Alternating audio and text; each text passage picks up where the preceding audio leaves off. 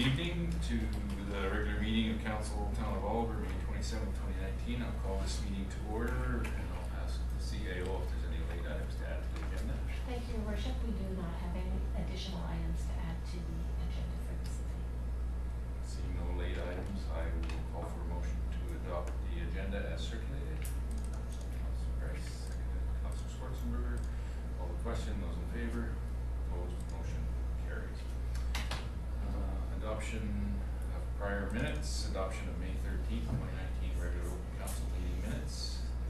Sorry. Councillor Schwartzenberger, seconded by Councillor Manis. Call the question. Those in favor? Opposed? Motion carries. Committee reports. Food Action Advisory Committee, April 24, 2019 meeting minutes. Do I have a mover to adopt those minutes? Councillor Rice, second. Councillor Mattis. Call the question. Those in favor? Opposed? Motion carries. Item E2, Committee of the Whole, May 13th, 2019 meeting minutes. Do I have a mover?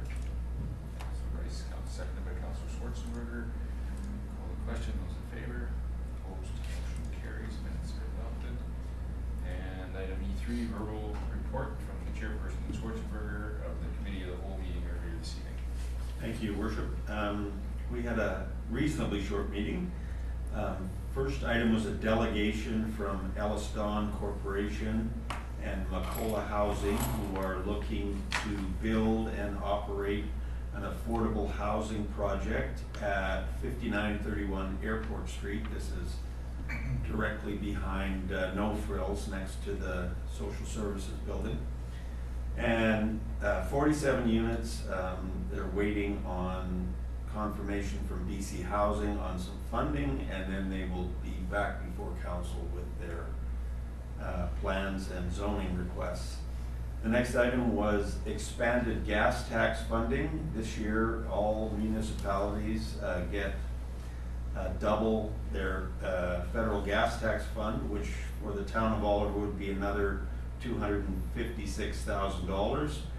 And we discussed some possible projects where we might spend that, including solar panels on one or more of the town-owned buildings, or some of the capital projects that have been already identified and prioritized but don't have the funds yet for them. So there'll be more discussion taking place on how to spend this extra gas tax money. We discussed the citizen survey format. Ipsos Reid has been contracted to do a citizen survey with 25 questions on a number of issues throughout the town. They'll basically be contacting 100 homeowners or residents of Oliver that match with a split on the demographics to match the population of Oliver.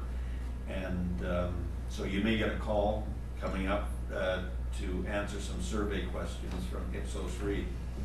And the final item was the sewer condition assessment, awarding of a contract, and that will be brought forward later this evening at tonight's meeting.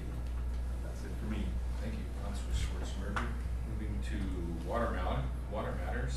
Item F1, we have delegation to talk about food waste and its impact on the Oliver landfill. And we have Cameron from the Regional District of Okanagan-Similkameen. Thank you, Your Worship. Thanks for having me today. Thank you, Council. My name is Cameron Baughn. I'm with the Regional District of Okanagan-Similkameen. I'm the Solid Waste Management Coordinator. I'm here to discuss a letter of support for our grant application for the Oliver landfill compost site. Let's go quickly. As you can see, you guys have a few people behind you, behind me, sorry. So agricultural waste has become a major issue this last couple of years for the Oliver landfill. We've seen a big spike. Mainly materials are going to the feeding feedlot before. Now it's coming to us. We're starting to run out of space, and we're quite concerned about where this material is going to go. We're seeing a large stockpile of materials. So you can see here, this is where it was in 2014. This is where we're stockpiling today, and this stockpile is way larger for 2019. We've run out of options for this with the feedlot no longer taking our wood chips, and we are now getting all of the fruit waste and other materials that were going to that feedlot operation. So we have to move forward quite quickly. what we've done is we've done a high level estimate of the cost to bring it up to all of the regulations the BC government requires. So $1.2 million. So it's a significant amount of capital investment for us to meet all the regulations that are currently put on compost sites in British Columbia. One of the things that we're very excited about though is we have potential for 2/3 funding for this money. It's coming through a grant that's looking at food waste diversion. Organics is the largest source of food waste in our landfill, about 40% by weight. We think that by doing this we can assist local governments to become carbon neutral. We think that we can save money compared to landfill, and I'll be discussing those numbers today. It would definitely be reducing greenhouse gases as these materials will be diverted from landfills. This is the food waste aspect. Local compost, we know there is a demand locally for compost in the agricultural community. And then other communities such as Metro Vancouver, Victoria, Nanaimo, and Grand Forks have kind of shown the way already in terms of how this can happen. So this is Kootenay Boundary Regional District. They operate a facility similar to the Oliver Landfill in Grand Forks. And they've had a high success rate in terms of diverting food waste from the residential stream. The majority of waste, so this is the green, it's hard to see in this light, but there's 42% of the materials that they now collect by weight is food waste and yard waste, whereas only 34% remains in the garbage. So a big success for the Kootenay Boundary Regional District. And they collect in very rural areas and also communities between Bridesville and Christina Lake. So a very successful program using a similar technology that we're trying to bring forth to the Oliver landfill today. So this was actually directed from questions that we received from Councillor Ventimila. She's not here tonight, but I just want to answer some of her questions. She's very concerned about cost. So she was concerned that we weren't addressing sort of the regional aspect, working together. It makes a lot of sense. As a region, you can get economies of scale, and you can look at technologies that a smaller community might not have access to. And we did do this research. We did a multi-year feasibility study looking at all the different techniques that are available, including in this case, landfill regional gas generation. So taking the food waste and actually producing biogas from it. This is a picture of the Surrey facility, the conceptual design of the Surrey facility that's taking food waste and turning it into biogas. But when we looked at the cost, it was a very high cost of $130 per metric ton. Current garbage rate's about 110. So one of the success metrics for this whole project is to be below garbage. When we looked at a regional site, we found that if we're going to work as a whole as the entire region, including Penticton, Summerland, Osoyoos, Karameas, and Princeton, we'd have to look at more of an in-vessel facility, and these are two active in-vessel sites. This is in Ontario, this is in Abbotsford. These are successful sites that manage odor at large volumes, because when you have a very large site, you have to manage a lot of odor. So we found the amount of materials that we could collect would be between this price range, $65 and $80. And this is really dependent on the city of Penticton being involved, as they are with the whole Camel Mountain service area, which includes Karameas and surrounding areas, more than half of the population of the RDOS. What we did see though is that if Oliver and Osoyoos worked together, if Summerland looked at this and Princeton worked at it, they could actually take care of their residential food waste and agricultural waste locally. There's some real benefits to this in terms of cost. It's by far the cheapest method that we could find to actually treat food waste that's in the garbage currently. But we couldn't take commercial food waste or sludge. We would still need a regional facility, hopefully near Penticton due to the transportation needs for that community. So what we were suggesting through our grant proposal is to build a term windrow facility to accept agricultural waste, yard waste, and food waste from local communities, but only the residential portion of the food waste, and any commercial food waste and wastewater treatment sludge, which is produced from Penticton, Oakey Falls, Karameas, and Summerland, would be treated at their own facilities. So right now, this is all we're asking for is residential food waste and agricultural waste to be composted beyond our landfill. So thank you very much. Thank you. Councillor Machial. How would you deal with residential food waste? People would put it in a plastic bag, so how do you get it out of the bag to be able to compost? Yeah, we don't collect in plastic bags when you do organics collection, and that's a great segue because I knew this question was coming. So this is the next slide. So in terms of collection methods, there's lots of different collection methods across BC that have been successful. In the town of Oliver, you guys have your own curbside cart collection. So you guys, your cart collection would be like this. This is the City of Vancouver diagram. Very successful in the City of Vancouver. There was a learning curve for residents in terms of how when to put garbage in there. You guys do live in gutter country. So I'm not really prepared tonight to talk about a full rollout scheme for this. Our intention now is to get the grant. then to come back to the board and discuss rollout in 2020. And the earliest we'd be collecting food waste separate from garbage would be 2021. This is a long-term objective of ours, but we need that capital funding now, the 2/3 funding, to allow us to then build the site to allow us to actually manage this waste locally. Councillor Rice. Thank you, Your Worship. So just to clarify, would the food waste, the residential food waste be going in the green bins that we currently have, so it would be mixed with yard waste? That's probably the best method for you. According to our feasibility study, you have the built-in capital of the carts. You have a successful program already by delivering those carts and currently providing the system. As it states up there, in general, most communities collect their organics weekly, and then they alternate their garbage and their recycling every other week. That's the trucks that you guys have. Similar trucks to what we have in the rural areas, run through the RUS, but your systems are designed to split trucks. So effectively collecting the organics every week and then switching the garbage to every other week has been really successful in Kootenay Boundary and other kind of rural communities, as well as in larger communities like Vancouver and Victoria. Councillor Schwartzenberger. Cameron, I don't think it was in this letter, but I read somewhere in some of the background information, it said that the Oliver landfill was getting close to being full. Was that just that the organics part, or is that the whole landfill? It's not close to being full. What we see right now is it's a phased facility. So phase 1 is close to being filled. I think that's the truth. We have 4 more phases, and I can't remember exactly. We have more than 20 years of life at all of our facilities. So there's no necessary need to close down the Oliver landfill. In our conceptual study, we looked at the placement of the materials in a place that wouldn't affect garbage. So you need to have a buffer anytime you have a landfill.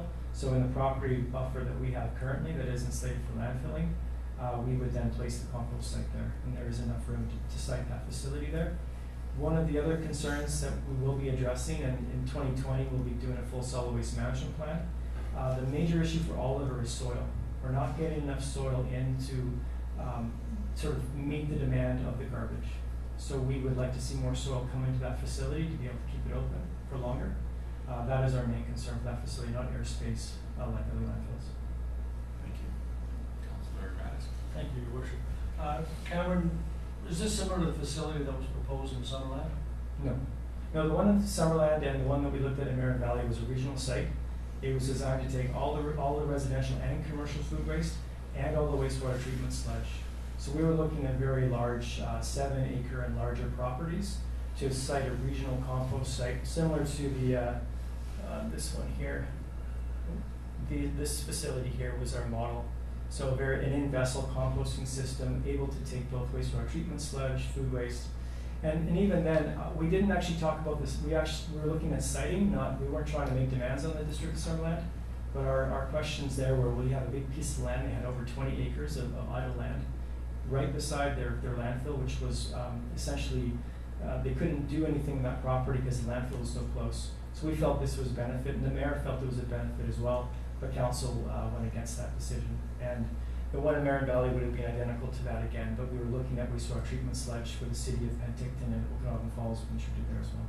Okay, as a follow-up to that, would there be guarantees given that the facility in Oliver would not be expanded to that level? For us to expand that facility, we would be required to go through a solid waste management plan update. We would have to go to public consultation, and we'd have to do a number of different steps. So even for the changeover to the food waste aspect, we still believe we have to do public consultation. We've seen it as a success in other communities, but 2020 will be the timeline that we have to do the public consultation through a solid waste management plan update. So we've budgeted for that through the regional district already.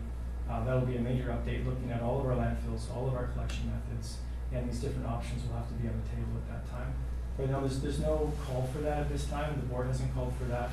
And as staff, we wouldn't recommend it because the transportation distance for the city of Penticton would be too high. It has been discussed as an option because we have to discuss options. But if it became one, we'd have to go back into public consultation. This exact project that we're discussing today, this is the Osoyoos landfill right there. We did bring the public consultation in 2017, and we did have a series of discussions in Oliver and Osoyoos. So we've met the objectives of the solid waste management plan process to site this facility only taking residential food waste and agricultural waste. I understand that's today, but that doesn't guarantee tomorrow. Yeah. Did I just hear you say that there's a facility like this in Oswego? Definitely, yeah. It's a great facility. I'd recommend if you have time to visit it. It's a very similar facility to what we're recommending. These are turned windrows. They have that, if you see, that's their catch basin that's their wet well for any leachate. Very simple design. They use existing equipment on site, which is what we're looking at. We've tried to expand it to allow us to better control odor. So we're looking at using some newer equipment, as well as having a receiving building, which Oswego doesn't have, to allow us to bring in the food waste all different times of the year and amend it with yard waste, so we always have a good balance of yard waste and food waste. So there's some capital upgrades. If Oswego was looking at doing this, which I'll be discussing this with them next Monday, they would have to do some capital upgrades and pay for that themselves. I just have some questions around landfill gas, and what I was reading, that this method hasn't been approved yet by the province as far as managing landfill gas. Is that true? This isn't an application for landfill gas. Okay, Yeah. so how are we managing landfill gas that we're going to create? And I would think that, residential food waste and agricultural waste like that might increase the amount of landfill gas that we're producing there. Are there not regulations around how that has to be managed? Sure. So this would actually would decrease the amount of landfill gas by removing those materials from the landfill. So that's a good thing. In terms of the regulations, we have the landfill gas management regulation in British Columbia. They only apply to larger landfills in BC. Campbell Mountain is one of them. The only one in the regional district which currently is under that regulation. So right now, Oliver is not regulated for landfill gas management. We've done our own studies of that. That is required of the regulation, and we've shown that we aren't a large enough landfill or producing enough gas annually to meet their benchmark to be regulated. So if we do put in a bio cover, which I think you're referring to, that is a use of compost on top of a landfill. There are currently landfills in BC, I could name a couple, that are using bio covers or bio windows, a very similar technology, and they're able to then gain carbon credits for their actions. Campbell Mountain, which is regulated, cannot get carbon credits. So there's actually some real cost-benefit analysis we'll have to do, because if we put a bio cover on top of the landfill, we may be able to generate carbon credits. And it would actually be probably the best approach for us anyways in this dry climate, where rain is actually not a huge problem like it is on the coast. But again, the solid waste management plan report, we'll be looking at all this in greater detail. Okay. And if you want any studies that we've done in terms of all the landfill, we'll be happy to share them. No, I was just reading that on the presentation that was done to the RGOS. Yeah, that's specific to the Campbell Mountain project, which Okay. is, because they're regulated, they must do it, whereas Oliver has the option and can gain benefits, including the greenhouse gas credits. Okay, thank you. Any further questions, council? Not from me, but I will make a motion that council send a letter of support for this project. I'll second. Second by Councillor Schwartzenberger. Any further discussion? Call the question then. Those in favor? Opposed? Motion carries.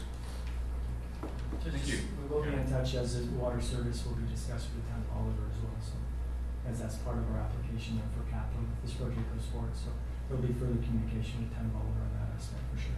Okay.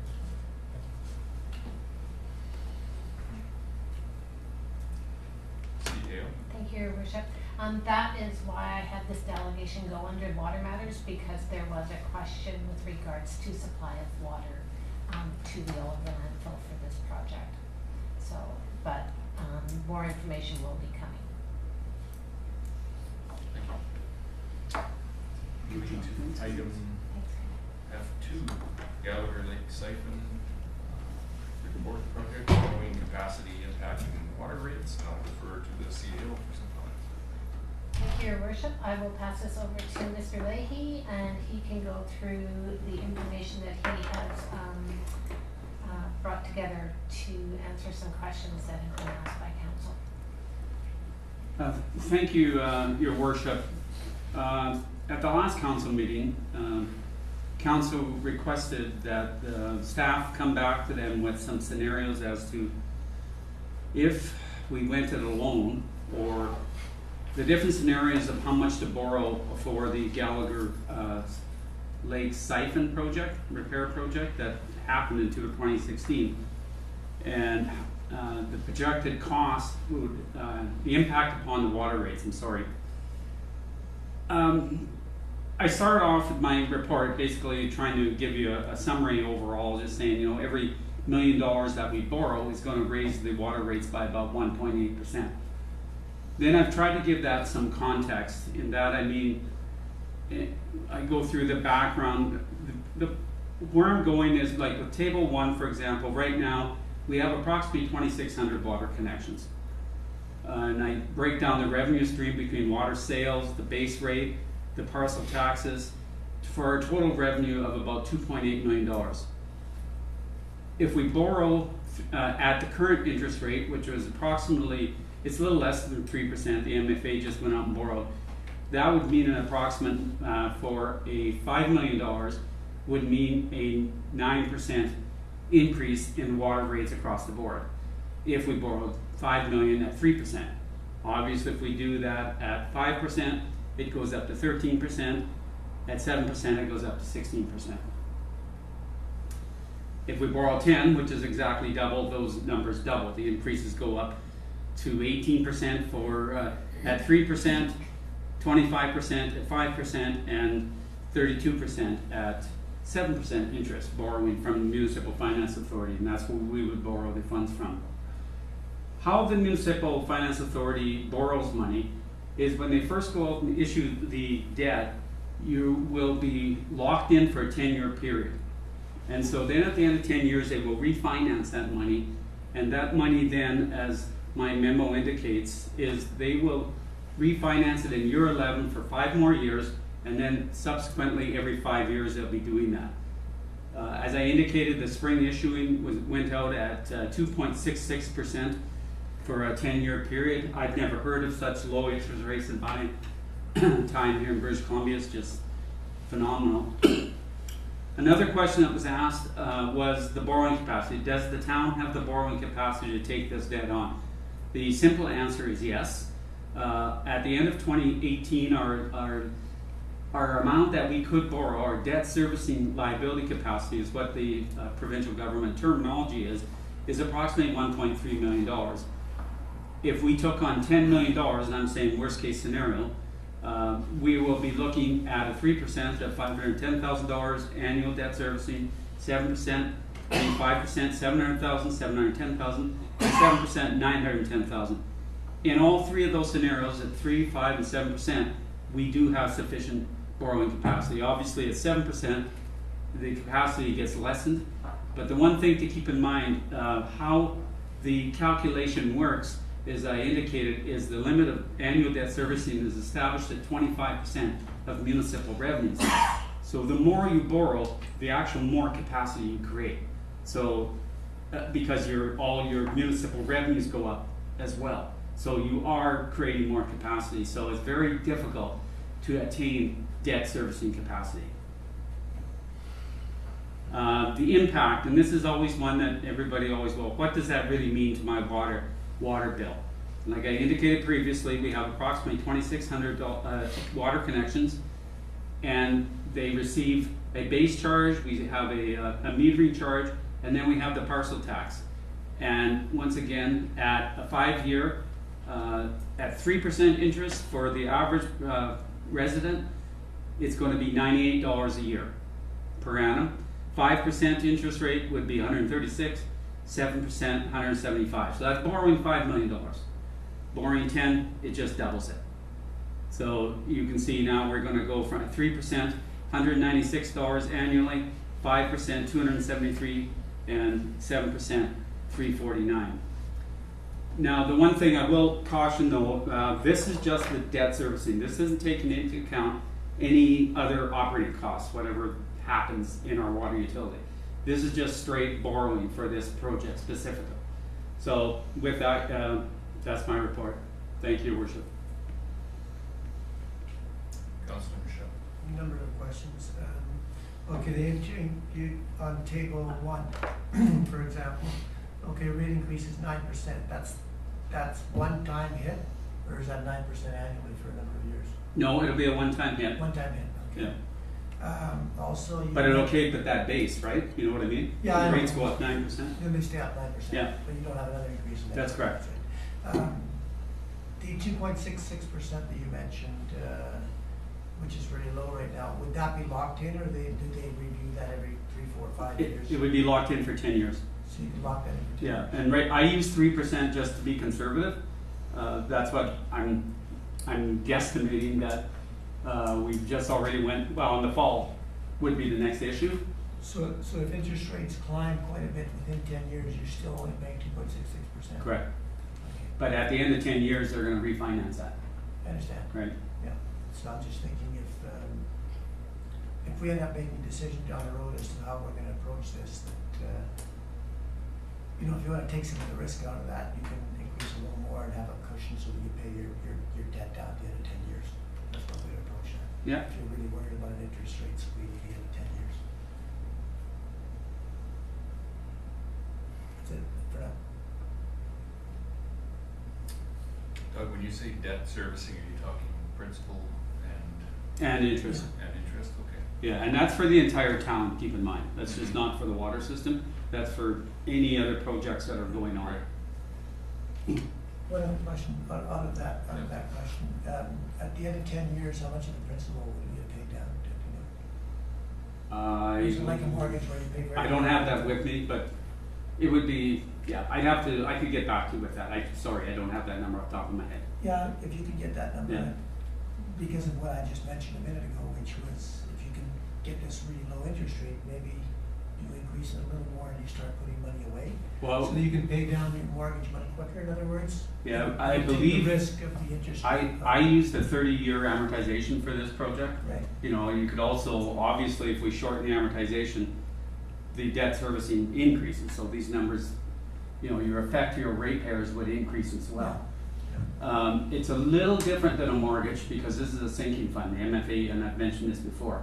So by saying there's gonna be a principal left over, when you borrow from the Municipal Finance Authority with a sinking fund, you're not repaying, let's say we borrow $10 million, you're not repaying $10 million. You're actually only repaying about probably $7 million because they take that money that you're paying in principal and they're putting it into a fund, as sinking fund, and they invest that money themselves.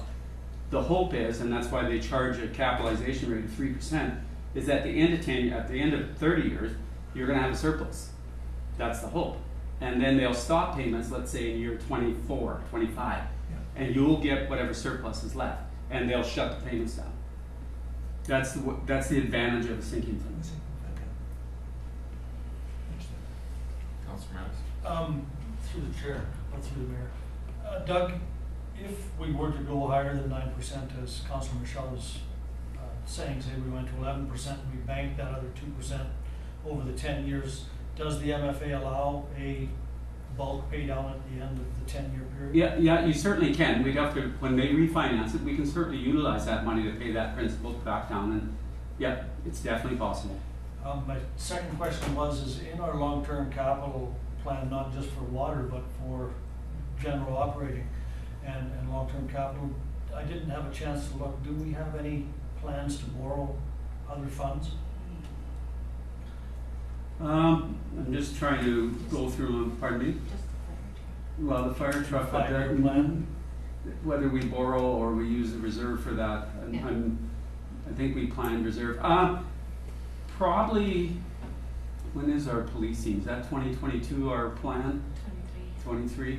At that time, then we probably have to look at borrowing because we're going to shift that money from capital back into paying that policing contract. Theoretically, that's why we're raising taxes 9%. So if I had to speculate, you would probably be looking at debt somewhere in the neighborhood 2022, 2023 for capital works, depending on the capital works. Absolutely.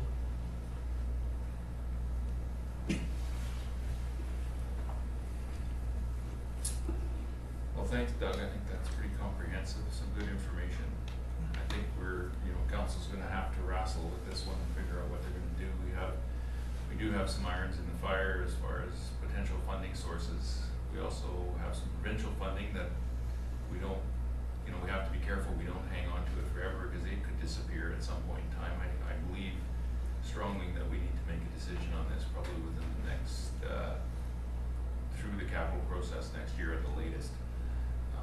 good information. This is the type of information council's gonna need to help make that decision. Councillor Mattis. Another question does come to mind, on the basis of the, provincial funding, have there been any communication with the province as to whether that money is locked in stone as opposed to the hints that are being dropped that it might disappear? Have we gotten?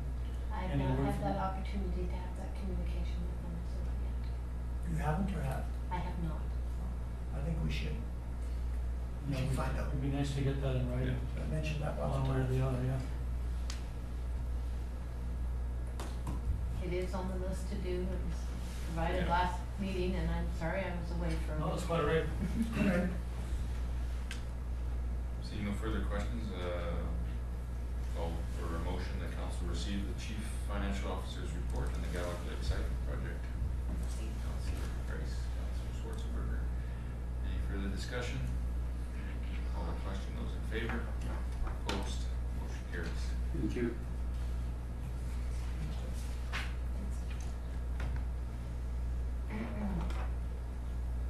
Item F3, delegation of council executive and administrative powers, bylaw 1385.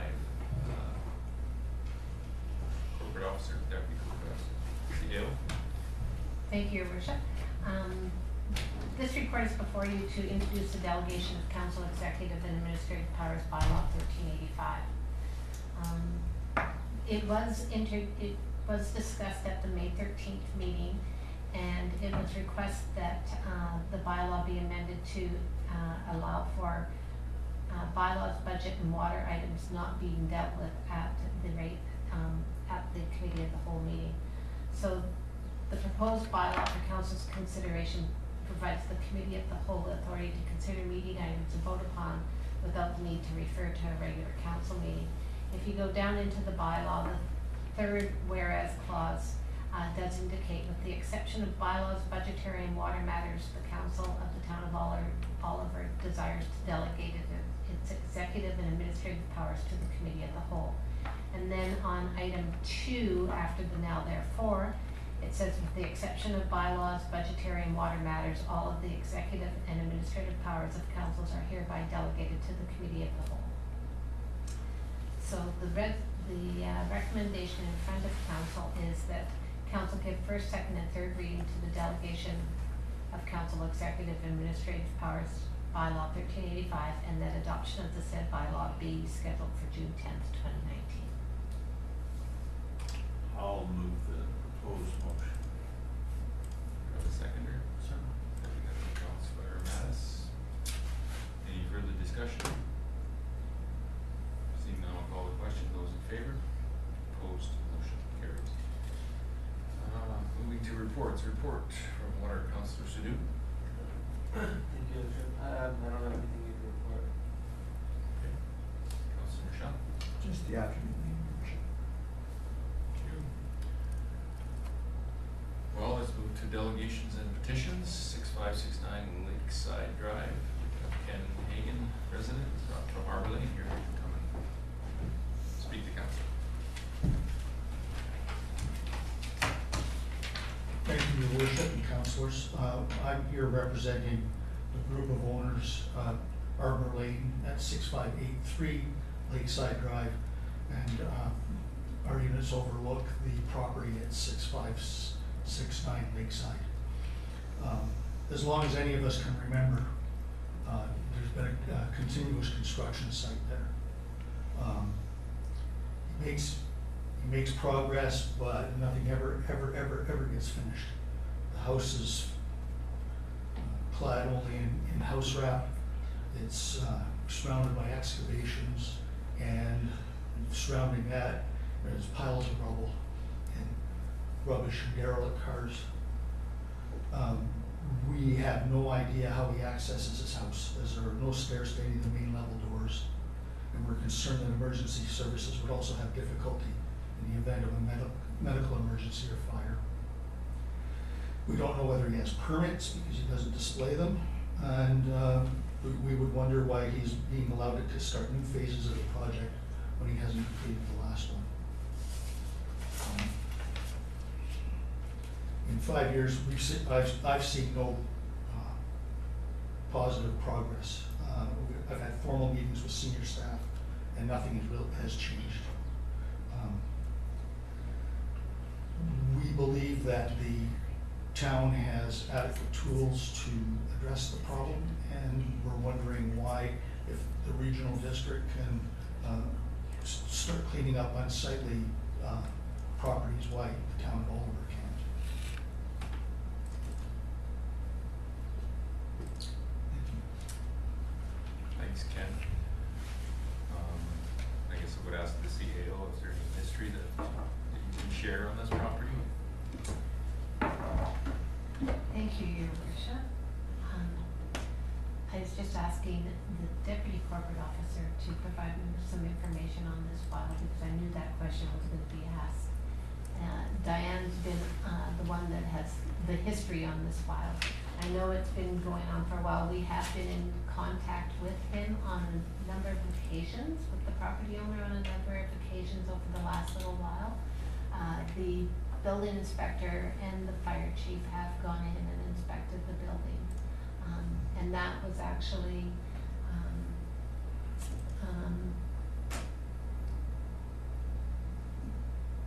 the first time the building inspector has actually been in the home itself. So it is an open file. We are pressing to get things under control at that particular site. He does have an active building permit for the building. What has happened is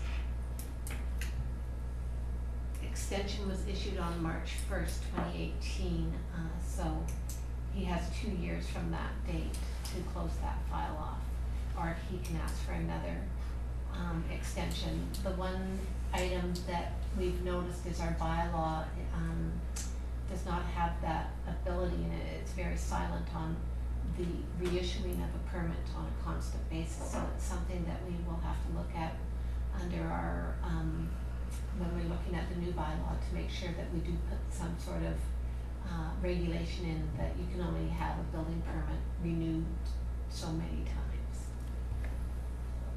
to try and lessen the impact on the neighborhood and individuals not completing construction on their homes.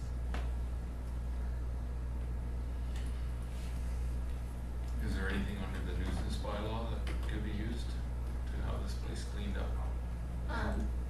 We have talked to him and he has cleaned it up. It's construction material that is there, so he's been asked. There was, I know, concern raised with regards to the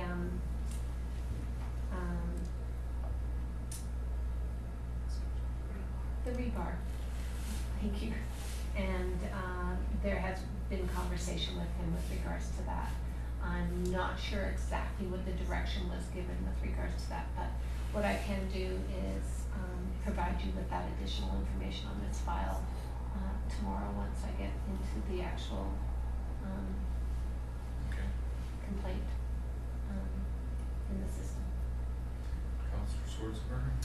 Thank you, Worship. Mr. Hagan brings up a number of issues, obviously, and one of the questions I have is, has he ever been given an occupancy permit by the town? No, he has not. But he's in there, so how do you deal with that? Because it's under construction, does that negate or waylay like the good neighbor bylaw or any of those unsightly property bylaws because it's a construction site, or? It's a construction site, but he still has to keep it in it can't be, it has to be well maintained with regards to the material being stacked properly and garbage not collecting, waste from construction not collecting on the property. Well, I moved here 27 years ago, and I remember that being just a basement when I think I got here. So I think it's obvious that rolling over the building permit every 2 years is probably not the best thing, but we'll have to look at that for further discussion. Or I would like to see it looked at for further discussion. Anyway, thank you. Thank you, Your Worship. I too am concerned with the property and what's gone on there over the years. I know the owner, I don't know him well. I would wonder how he is occupying the premises without an occupancy permit. That would be in contravention of the BC Building Code. And there should be action available to the town through that. And I would suggest or ask staff to work with the building inspector to find out what the contravention is there and what legal action we could take in that regard to make sure the house is not occupied. Because if it has not passed inspection, it's not considered occupiable, pure and simple, according to the building code, and that is certainly something we could take action on. The building permit that he has right now, what is that for? He has one building permit for the house, and a new application was issued for a garage. Yeah, he has it's an extended permit for the garage he got in 2015, and then he extended it in March. So he also has a single family dwelling permit, and a new application was done in 2015, and then in 2018 an extension was provided because he did a renewal of that one on October of 2015. Yeah. It's been going on since 1996. It's when he originally got his footings application. Along the same lines, could we have staff consult with our legal opinions Yeah. as to what we can do to strengthen our bylaws to prevent this sort of thing from happening again? Because obviously the bylaws have been changed several times since 1996, and obviously it's never been tackled. I think it's time we tackle it. Well, I would have a question, if you don't mind. The bylaw 1140 allows for a building permit to be issued for 2 years, and then 3 extensions for a period of 4 months each. That's 3 years total. Now, it seemed to me that the intent of the bylaw is that the project will be completed in 3 years, not in 27 years. I would agree with you, but there's also nothing in the bylaw that forces them to complete the project. We issued a building permit, and there's kind of an unspoken trust that the project will proceed and be finished within the 2-year period. If that doesn't happen, then an extension is given. So I know that doesn't answer your question, but there's nothing in the bylaw to force someone. I mean, you can take out a building permit and not do anything. You don't have to put a shovel in the ground, but you can pay us for the permit. But there's nothing that we can do to force you to build what you've said that you want to do. See how Thank you, Your Worship. What has been happening is when it does expire and the extensions have happened, individuals come back in and they pay for a whole new permit. They pay the fee all over again. It's not just a $50 fee, it's based on the value of construction.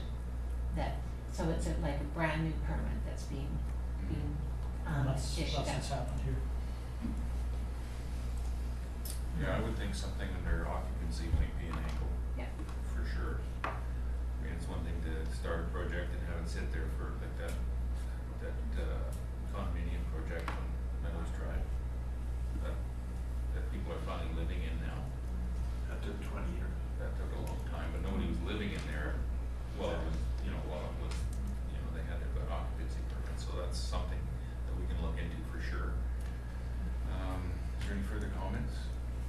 I would thank you, Ken, for bringing this forward, and thank you for coming and talking to us and letting us know your concerns, and we will take this very seriously. Okay, thank you, Your Worship.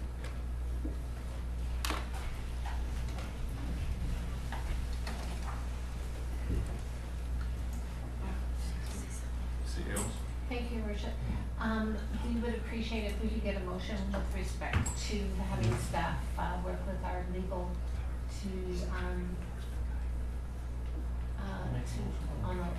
with respect to options for Make it. that motion. I'd be happy to make the motion that council direct staff to obtain a legal opinion on options relating to the unfinished construction at 6569 Lakeside Drive. I'll second. Thank you. Seconded by Councillor Schwartzenberger. Any further discussion? Call the question, those in favor? Opposed, motion carries. Moving to business, H1 sewer condition assessment recommendation of award. Director of Operations report attached. Talked about this at the committee of the whole meeting, and the recommendation is that council award the sewer condition assessment project to Calgary Sewer Scope Incorporated for $63,580. Mover. I'll move that council award the sewer condition assessment project to Calgary Sewer Scope Incorporated. Second by Councillor Mattis. Any further discussion? Seeing none, I'll call the question. Those in favor? Opposed? Motion carries. Second item, command vehicle or volunteer fire department. Refer to the CAO. Thank you, Your Worship. This report is back in front of council. There was some additional information that was requested. One question was with regards to it not being dealt during the budget discussions, why it was not dealt with during the budget discussions, and that is due to the fact that the fire chief recently completed performance evaluations of the volunteer fire department members, and a number of them brought up the item that they felt the department would function more efficiently at both motor vehicle incidents and fire calls by having a command vehicle on site for the incident commander to work from. Council also requested a comparison of similar sized fire departments. I do have a chart in there that speaks to Cullegan, Caramias, Naramata, Oak Falls, Osoyoos, Summerland, and Oliver. It talks to how many firefighters each one has, their average yearly calls and the types of calls, who has a command vehicle, who doesn't, who has a fire chief vehicle, who doesn't, and a deputy chief vehicle, and a duty truck, and then the types of vehicles that they have with regards to the duty truck and forestry. So that information is there for council. And you also requested about the joint fire reserve fund balance. At the end of 2018, it was $543,006. The items that are being considered out of that fund in 2020, there is proposal to purchase a used water tender at $100,000. In 2022, it's being proposed to purchase a new engine with an estimated cost of $700,000 to replace engine 181. And in 2026, it's being proposed to recertify engine 182 for 5 years. And in 2031, a new engine will be purchased to replace 182. When engine 181 is replaced in 2022, it is being proposed to recertify it and replace engine 183, which has been sent for disposal this year. The truck can be used for mutual aid calls and will enable engine 181 and 182 to keep in the service area, to be kept in the service area.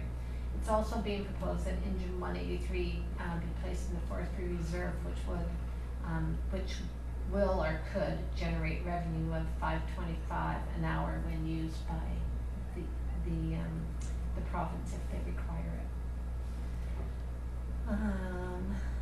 The resolution, the recommendation in front of you is that council authorize the purchase of a used command vehicle for the Oliver Volunteer Fire Department at a cost not to exceed $25,000, and that the fire department capital reserve fund be used to fund the purchase of the command vehicle, and that the budget be amended accordingly.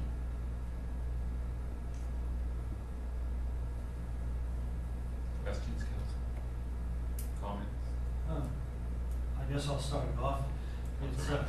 It's always difficult to speak against any fire department requests. As we look at it, is always something that's necessary. I initially said that I was kind of puzzled why this came out halfway through the budget cycle when we just did our budget. I noticed in the report that it came out as a result of a performance review of the fire department, which was probably completed again before the budget cycle, so again, didn't know why that didn't happen. The chart shows that we're on par with or above the other departments. We're deploying differently, the command vehicles versus duty truck. I am a little concerned with having two vehicles roaring around town, or driving around town on a constant basis, when it's really the duty truck that needs to be out in the field. It's the one that responds to the fires.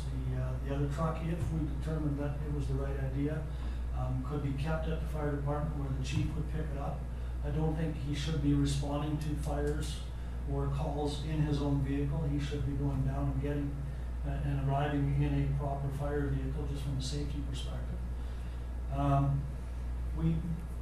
There's other things that came out of the report for me that we also need to do a more in-depth look at our equipment and why we dispose of it when it and that we should maybe dispose of it when it still has a value retained in it. The part I'm referring to there is that when engine 181 is replaced in 2022, being proposed to recertify and replace engine 183, which we're losing this year. This truck can be used for mutual aid calls and the label 180, 180, 182 to be kept in the service area. So what that means is that we will have a truck sitting in the fire hall that would only be used if the other two trucks were on a call and a Sirius or Willowbrook called for help at the same time. Which I'm not sure why we would have equipment just sitting there for that purpose. The other pieces I came up with, within this report, I think it's a little incomplete from the schedule of financial implications. We talked about the balance of $543,000 currently in the reserve. By 2023, we need to have $946,000 in that reserve. That's what the anticipated spending between now and 2023 is. So I would need a better report on why or what's going into the fund every year to make sure that we're going to meet our capital needs in the future without having to go and borrow money to purchase the next fire truck. So a little more complete there would have been helpful. As I say, what was put in reserve last year, what's anticipated in the next 4 years. If the chief was given this vehicle and would be using it as a taxable benefit, he could be leaving the service area with the vehicle, and which would make it unavailable for the fire department, which goes back to, I believe it should be, if we decide to get it, it should be left at the fire department. As well, we're buying a used vehicle, which means it goes into the rotation for replacement, which means it will be more money coming out of reserves in a couple of years to replace this used vehicle, because it's now a full-time vehicle that's going to get a fair number of miles on. Okay. So for me, there's a whole bunch of concerns here. I think it's in the best interest of council to defer this until budget time upcoming. So I'll leave my discussion or my points at that and let the other councilors speak before any motion is made. CEO. Thank you, Worship. With respect to the Joint Fire Reserve balance, the 54306, and the purchase of a vehicle in the year 2022, part of the $700,000 will be coming from the Oliver Rural Fire Protection. They have a reserve sitting there ready to pay for their share of the truck already. So it's not the whole $700,000 that will be coming out of this Joint Fire Reserve Fund. How money goes into that reserve is we don't actually have a transfer to reserve line item. It's any surpluses at the end of the year go into that reserve. So that's how the funds are going in there. When talking with Mr. Leahy, he indicated that it's better practice to have a line in the budget that says transfer to reserve, so that you are ensuring that you're prepared to pay your future costs with regards to that. I don't believe that engine 183, which has been set for disposal right now, they did recertify it once already, so it can't be recertified again.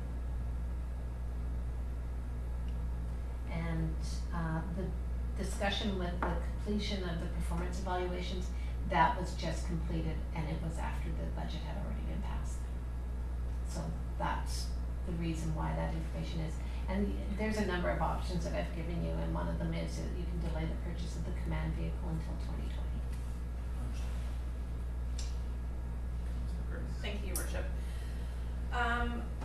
I'm not feeling totally convinced about this either. When I look at the chart that was provided, right now Oliver is the only community on here that has a duty truck in the first place. So I wonder if there's a way that our current fleet could be better utilized to fill this gap rather than making another purchase of a vehicle.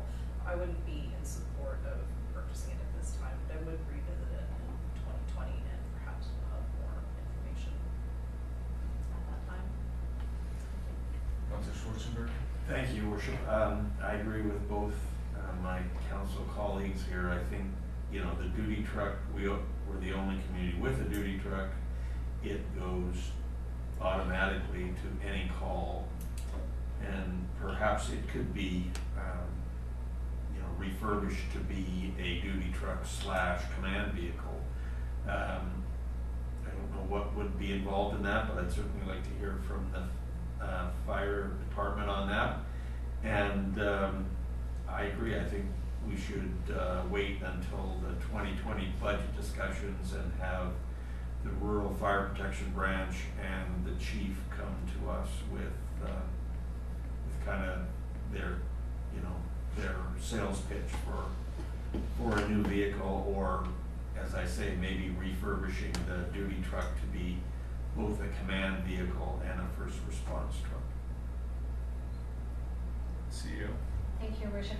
With respect to the duty truck, it's an actual working truck. It has a water tank on the back of it, so it actually is a working vehicle. A command vehicle is more of a vehicle where the person that is dealing with the incident, they're able to put their board up, and it's this place where they can stay and command the incident from that area.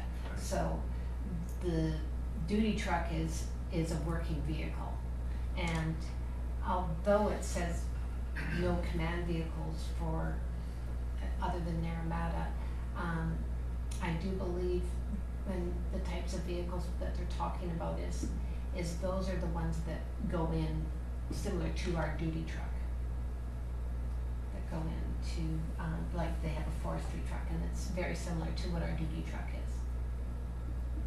Councillor Madison? Just to go back to the reserve question, that our CFO certainly made a very good point that we should be creating a line in our fire department budget for reserves, knowing that we need $950,000 upcoming. And the only way at this point that we plan on raising that is if they operate at less than what we budgeted for. That's probably, he's absolutely right that we need to be more prudent in that area. I think that the fire department should look at all of their vehicles, including the truck that's used to haul around air tanks. Maybe that can be combined with the command vehicle. There's other options here, and again, to go back, that's why I support leaving it to 2020 as well.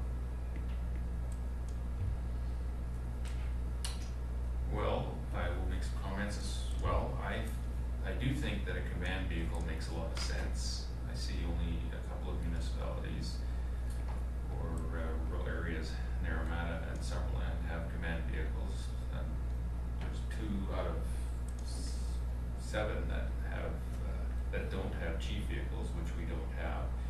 I'm not sure the requirement for the command vehicle to be driven by the chief all the time, but I do believe having a command vehicle, I think it makes a lot of sense. I think there's a lot of, with climate change and the fires and the floods and the disasters that are going on, there's more need to set up some kind of an on-site headquarters communication area where you can communicate and get that information. And I would support this without waiting for 2020, due that we have a summer coming up that for sure we're going to be fighting some fires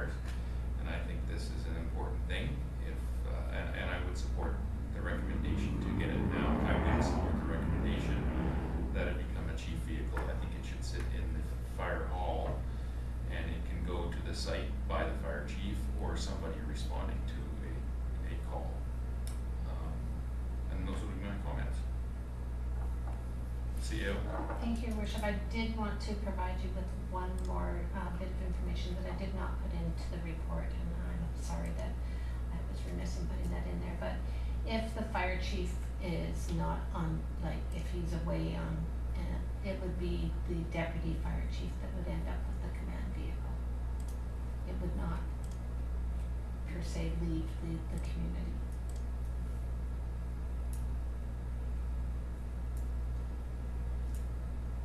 Councillor Rice. Thank you, Your Worship, through to the CAO. So not really understanding what happens at an incident scene. Would it always be the fire chief or the deputy fire chief that would be, I guess, in command of the incident, or is it the duty? And whoever's it's, on well, duty or driving the duty truck? the duty truck usually gets there first, but then the fire chief comes in and he takes command of the incident, and everybody takes on a role. One thing I wanted to say is they had the fire on Saturday. It was a very, very hot fire at that packing house, and he was standing at the flatbed truck, and there was a flatbed truck at the site, and that's where he set up his command post, was on that flatbed truck, and part of it, the front of the grill melted off from the heat. So he was standing in this very, very hot area. It was a very hot fire that was going on. So there was that's where he set up his command post for the incident, was there.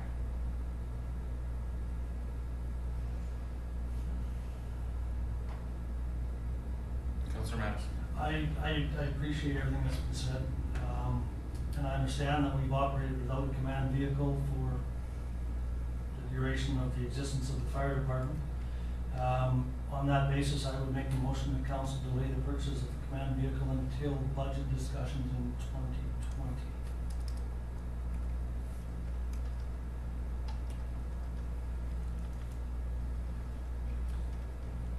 Option number 2. Councillor Schwartzenberger.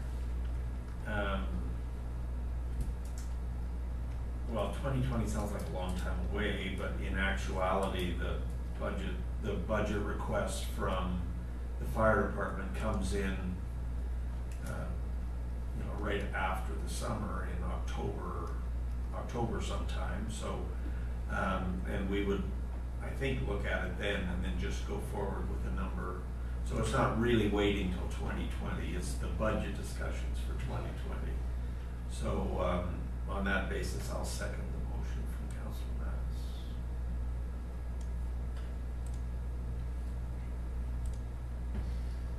But you're not gonna make a decision till 2020. You're gonna discuss it, but you're still not gonna make a decision till 2020. So you're going through basically a year, a full season. If you look at fires as, brush fires or forest fires or whatever being a main concern during this time period between now and then. So I think if you say 2020, you're accepting that you're not gonna give final approval to purchase that truck if council decides until 2020. You're not gonna purchase it in 2019. It would happen at budget time and our next budget discussions for next year's budget, absolutely. We have operated without it through all of the fire seasons that we've had for the last 100 years. I'm not sure that one more fire season will make the difference. Councilor Grace. Thank you, Your Worship. Through to the CAO, I wonder if we can get, or maybe it's been provided to us in the past, I'm not sure, but a list of what their current fleet is and see if there's a way that we can utilize what they have right now. I'd just like to point out the van, that 65 van, or what, they used it to take some people on a chorus, and it barely made it up Joe Hill. So, I don't believe that that's a vehicle that could be used as a command vehicle, because it it's time we recognize it for what it is and combine it with a command vehicle to do a multi-purpose function, as opposed to having another vehicle that, much like the yellow fire truck sitting down in public works, that doesn't work. Looks real pretty, it's great in parades, but it doesn't work. That's there for sale in the public works yard. That's to be disposed of. No, I'm talking about the 65 van that we're gonna get up there. That maybe it's time to look at combining it with the command vehicle. I just think that this isn't complete yet, that we're rushing, that we have an opportunity to solve more than one problem here.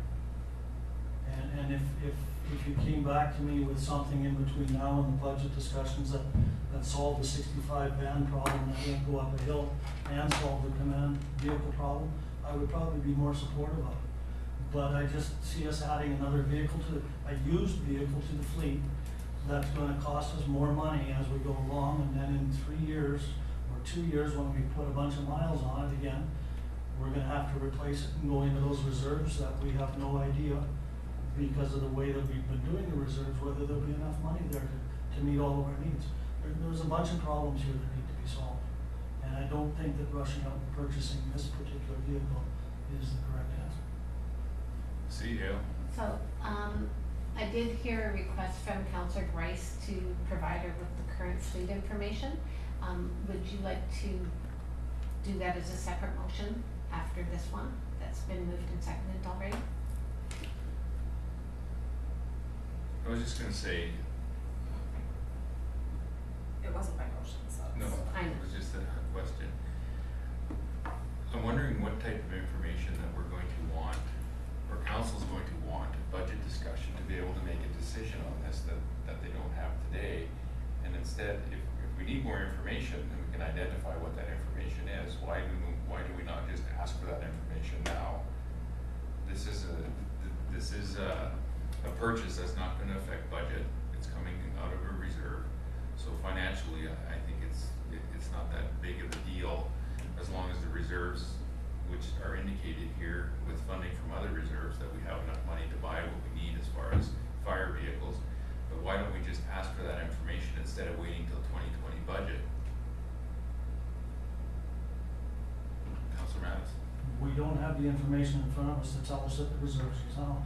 And to take money, to just say we have money in reserves, therefore we should spend it, when we don't know if there's enough money going into the reserves because the information wasn't in the report. I don't disagree that if that information was there and we had a clear flow and understanding of what's going into the reserve, what's coming out of the reserve over the next 5 years, then we could make that decision probably a little more soundly.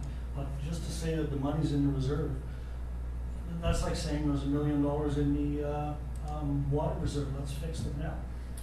I thought I heard the CEO tell us that the reserve was healthy when she explained that the 700,000, half of it was gonna come from another reserve. Not half, portion, unknown. It's usually 50%. How much? Usually 50% on equipment, I believe, but I will double check that.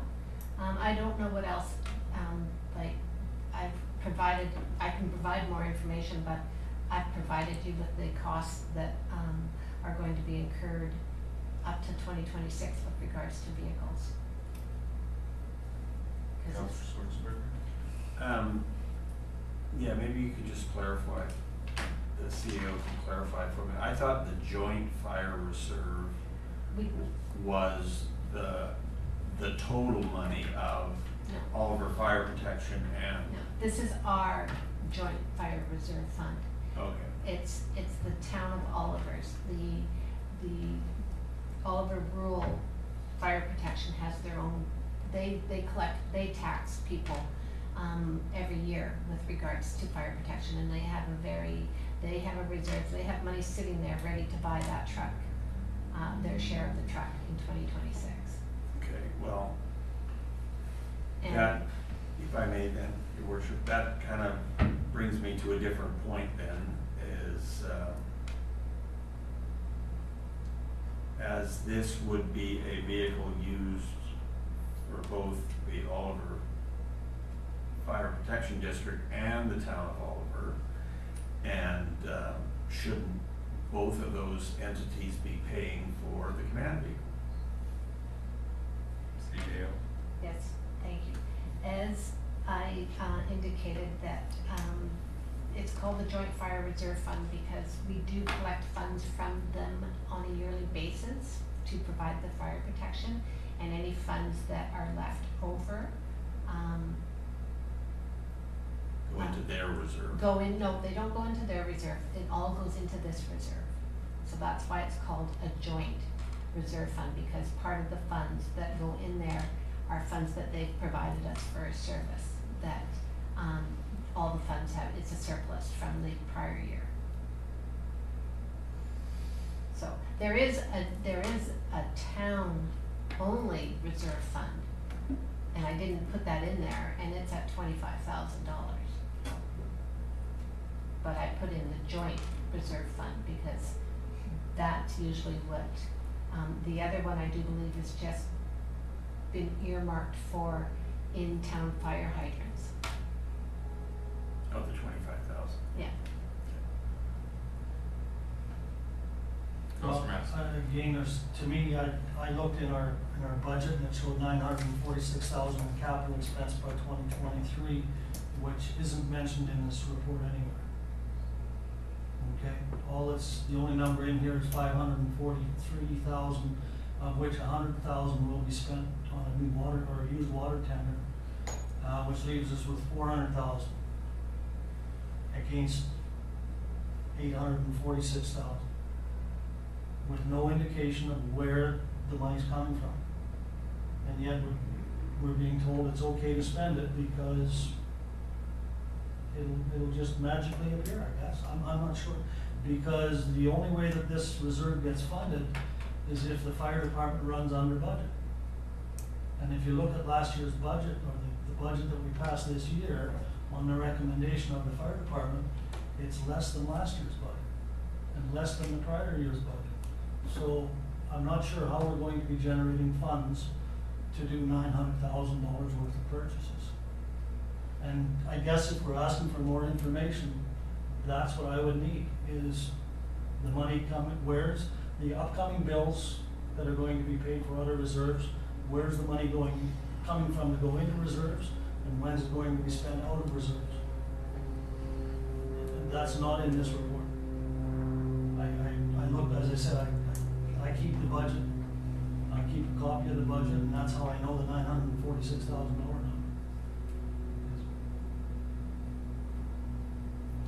I mean, I don't know what the protocol is here. I would be happy to withdraw the motion if that's the case and get more information from Sorry, the you CAO. cannot withdraw the motion. Pardon? You can't withdraw the motion, it's been seconded. That's not to say that more information can't be brought forward at another meeting and another motion be put forward to override this motion as it stands. All of these things can happen.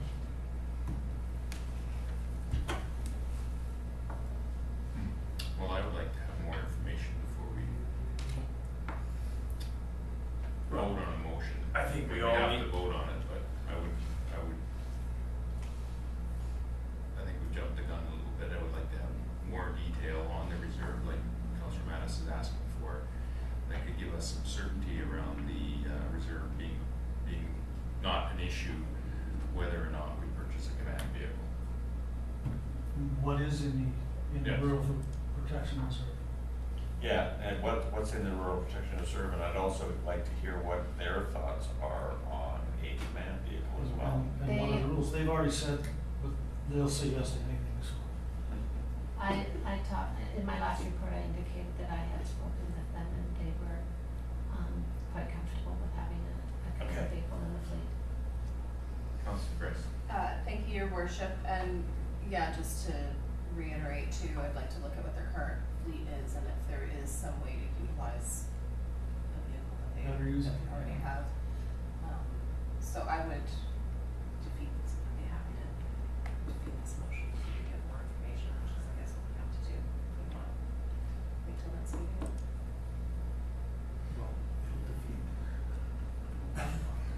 I'm fine. As long as it's followed up with direction of staff. Yeah. Okay, well, let's You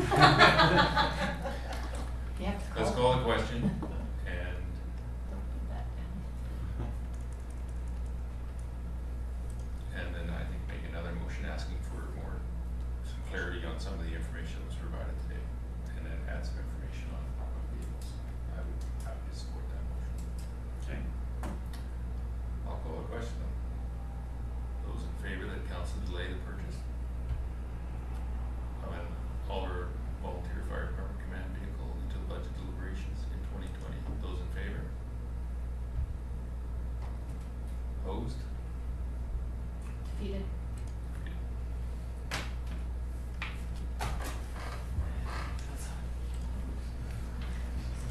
Moving to, Well, can we perhaps Let's make a direct, new motion? we need to direct staff, that was. And now we've completed that, let's direct staff to. well, you don't need to ask them. I guess you can ask them, but you don't need that information to 2020. No, this was The motion's defeated. defeated. Oh, sorry. Defeated. Oh, there was 2-2. Yeah, So and it's defeated, sorry. Defeated. Yeah. My Tie, mistake, you're right. I can, tie is defeat. yes. Okay, so I'm assuming that council would like to have, Council would staff- like to have an in-depth report outlining reserve balances, expenditures, and incomes, and fleet, and, current fleet information. yeah, for reserve balances. Council will direct staff to prepare a report outlining reserve balances, funding, and expenditures. Funding for the reserve. Yes.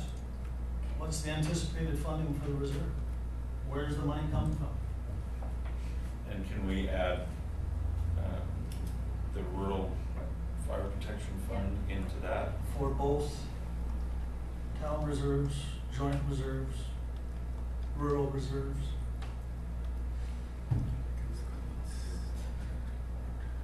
This truck is costing more than $25,000. Don't forget the native reserve.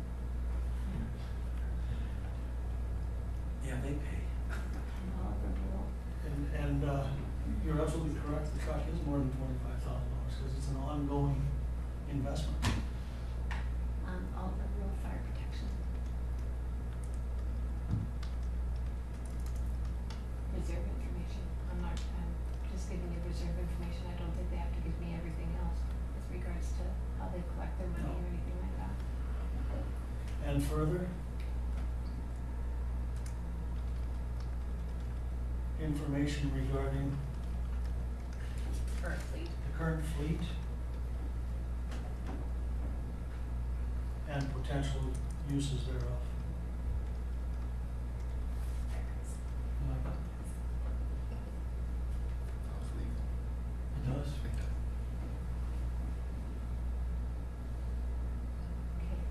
That might not come to the next meeting. It might come 2 meetings from now. All We don't depends put- on who gets to do it. We don't put timelines on these things. I will make that motion.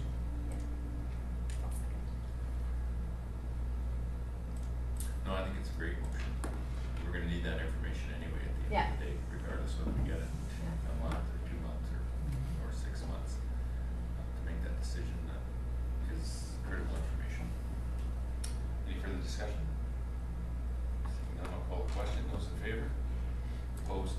Motion carries. Item H3, Oliver Airport lease assignment, hangar number 13, Kennedy to Holmes. Refer to the CEO. Thank you, Your Worship. This report is before council to get your authorization to transfer the lease of hangar number 13, which is a Kennedy lease, to Mr. Keith Holmes.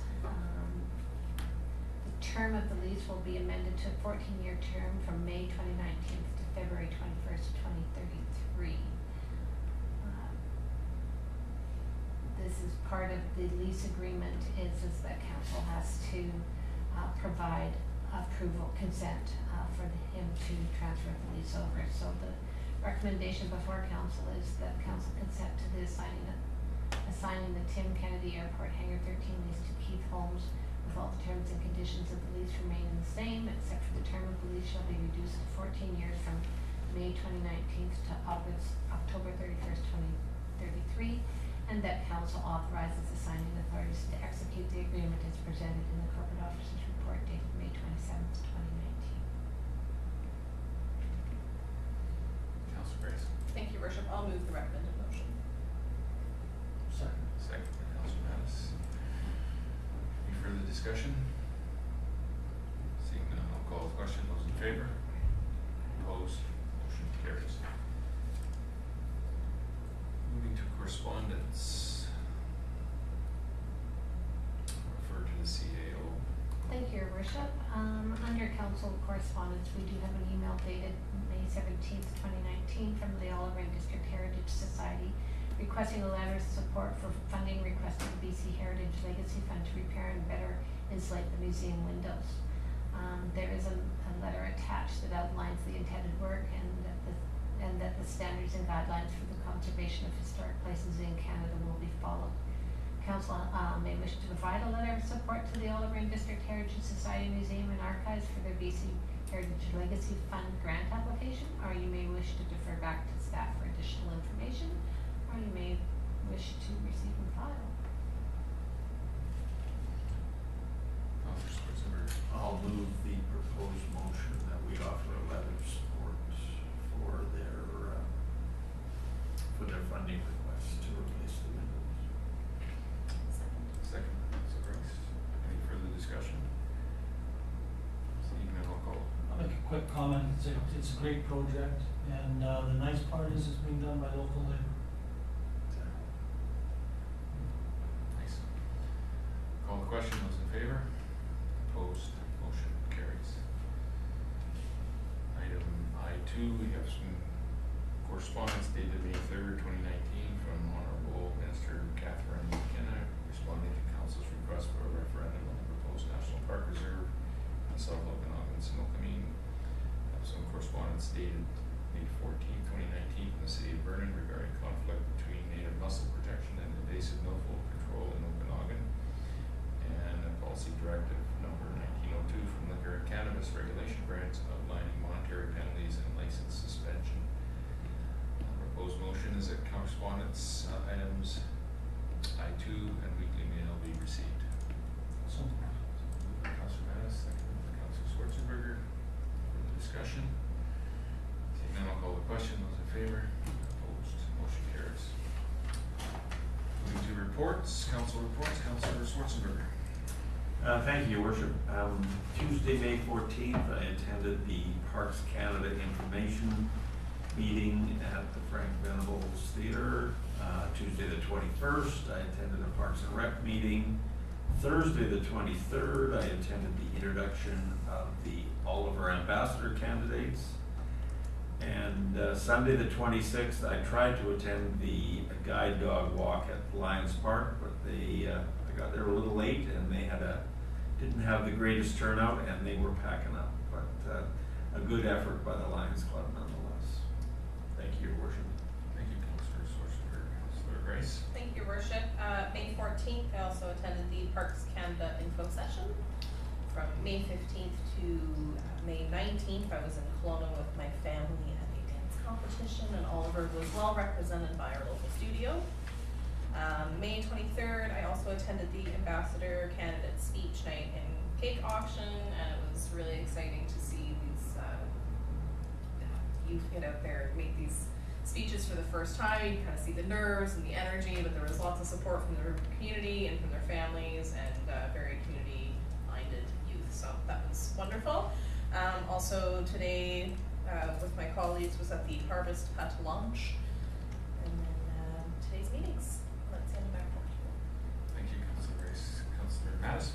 thank you, Your Worship. On May 17th, I attended an Oliver Tourism Association meeting with Councillor Schwartzenberger, where we met with the executive and had a very good discussion. May 22nd, 26th was the Lions Club Dog Walk. I was there with Councillor Schwartzenberger, and I did that shortly after I was at the Air Cadets Annual Ceremonial Review, which I'm sure you will have much to tell us about as you were the reviewing officer. And on May 22nd, I attended a meeting of the Okanagan Regional Library, and I have a copy of the annual report for each of you, as well as a pin for each of you. Swag. And as well, yeah, swag, and I have a swag bag. What this is Revelstoke is getting, is looking for funding for a makerspace, which is where they invite kids and adults both to come in and work and build robots and learn programming, and they're doing a fundraiser they're gonna bring tech to Revelstoke. They've gotten a sizable grant from the Columbia Basin Trust to expand the library, but they're trying to raise money, and as part of raising that money, if you go onto the Okanagan Regional Library website, for $20 you get this beautiful bag, or, and I got one for councillors, you also have the option of getting some really nice Okanagan Regional Library hats. So I would encourage everyone to go on and help Revelstoke raise some money for a really worthwhile project. Thank you, Councillor. On May 15th, I attended the Oliver Suyas PCN meeting. There's another one this week that's going to go a long way to bringing the primary care network planning to a close in terms that it will be brought to the doctors for their input on. And also attended later that evening the SD 53 annual budget for the school district. May 16th, I was in Kelowna at a Make Water Work launch program there, Okanagan Water Board, Basin Board, I guess. Looking for pledges from all the mayors up and down the valley for projects or initiatives that would conserve water. I think my pledge was around xeriscaping. May 22nd, Oliver was at the Oliver Senior Society for the 90+ birthday event. It was well attended. I think the oldest person there was 101 years old. Yeah. One thing I did notice that there was a lot less men there than there were women. May 23rd, the ambassador program, the candidate's speech at the Oliver Senior Society facility. May 26th, I was at the Air Cadet 77th Annual Ceremonial Review as the reviewing officer. That was quite an experience. Tremendous group of people and young men and women aspiring to learn to fly. I found out everybody has to spend time in the plane. You have to go up in the plane, which is, some of those kids are pretty young. It'd be pretty interesting, for sure. And I know they've got some flight simulators there, which is like, it's pretty high tech, that place. Excellent program, tons of volunteers making that work, and they did buy some solar panels, and they're working to pay those off too. So. May 27th this morning, I did meet with the Oliver Tourism Association, talking about things we can do to encourage tourism in the area. And I was at the Harvest Hut launch on the town-owned lot. So Caitlin and her colleague have really done some heavy lifting, and I think they're going to make that project a real success. And that concludes my report. Next upcoming meeting is June 10th, 2019 at 7 p.m. That was a regular open meeting, and the one after that is on June 24th at 7 p.m. Another regular open meeting. Acting mayor for May is Councillor Mattis, and for June, July, and August, Councillor Grace. Is there anyone in the public that has a question? Yeah, I do. What is happening with the siphon repair thing as far as the federal government is concerned? Have we heard any more? Do we know any more about it? Or Gosh, I would say that we don't know anything more than we knew a few months ago. We have put in an application to the Disaster Mitigation Fund. That's a program that the federal government has. It's has to be a $20 million project. So that application is in and has been in for a couple months now. In the meantime, we did go up Councillor Machial and myself and the CAO went up and met with Stephen Fear, the Liberal MP in Kelowna. He has put a letter of support forward to the infrastructure minister.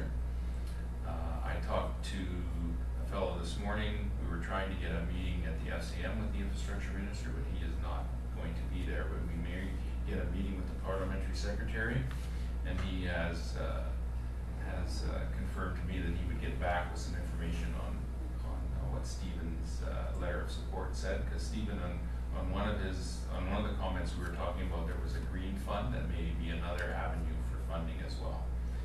A couple of weeks ago, we met at the Gallagher Lake Siphon with Matt Journeau, who's he's an MP, he's a Conservative MP, the shadow MP on the Conservative side, and he saw firsthand what we're trying to do there, and if, he's going to do everything that he can as well.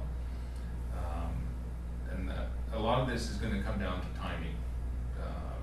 With the election in the fall, we may get some money. If we're going to get any money, it seems like if we're going to get anything positive out of the federal government, it's probably going to happen in June, July. If it doesn't happen before then, it probably won't happen until after the election. Seems to be the scuttlebutt, so to speak. We got an iron in the fire with the Conservative MP. Depending who wins the election, at least we're working on that end as well. The project will not be ready to go to construction till late this year if we were going to tender. So any type of repair that we would do around the Gallagher Lake would probably happen next year before the siphon opened up. And actually, it wouldn't even happen then because the construction period from Sean was a couple of years, actually, construction. We could get started on it though early next year. So we've got a lot of irons in the fire, nothing concrete. And that's why we're looking at what we need to do funding wise. We want to find out from our provincial government, does that $5 million have a timeline on it? It can't sit there forever. I'm suspecting we need to get on with this project. So starting to look at, if we can't get anybody to come give us funding, we're going to have to figure out a way to do this ourselves, which may mean that it may become a pretty significant ask in 2020, and we'd have to look at what other things we can do as far as capital projects go that are maybe not quite as important, and we need to put that money toward the Gallagher Lake Siphon repair to reduce our borrowing. Does that help you out at all? Yes, to a certain extent.